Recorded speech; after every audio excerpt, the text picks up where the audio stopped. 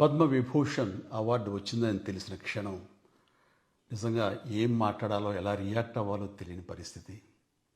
మన దేశంలో రెండవ అత్యున్నత పౌర పురస్కారం పద్మవిభూషణ్ లభించినందుకు నాకు నిజంగా చాలా సంతోషంగా ఉంది.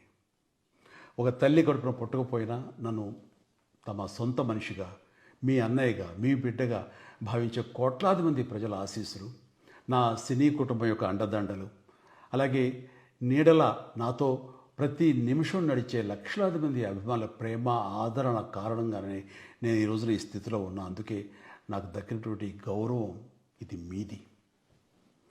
మీరు నాపై చూపిస్తున్న ప్రేమ, ఆప్యాయతలకు నేను ఏమి రుణం తీర్చుకోగలను? నా 45 ఏళ్ల సినీ ప్రస్థానంలో వెండితెరపై వైవిధ్యమైన పాత్రల ద్వారా వినోదం పంచడానికి నా శక్తి మేరకు నేను ప్రయత్నిస్తూనే ఉన్నా. నిజ జీవితంలో కూడా నా చుట్టూ ఉన్న ఈ సమాజంలో అవసరమైనప్పుడు నాకు చేతనైన సాయం చేస్తూనే ఉన్నా. కానీ మీరు నాపై చూపిస్తున్న కొండంత అభిమానానికి నేను ప్రతిగా ఇస్తున్నది గోరంతే. ఈ నిజం నాకు ప్రతి క్షణం గుర్తుకొస్తూనే ఉంటుంది, నన్ను బాధ్యతగా ముందుకు నడిపిస్తుంటుంది. నన్ను ఈ ప్రతిష్టాత్మకమైనటువంటి పద్మవిభూషణ్ అవార్డుకి ఎంపిక చేసిన భారత ప్రభుత్వానికి, గౌరవ ప్రధాని శ్రీ నరేంద్ర మోడీ గారికి నా హృదయపూర్వక కృతజ్ఞతలు. జై హింద్. సబ్స్క్రైబ్ చేయండి.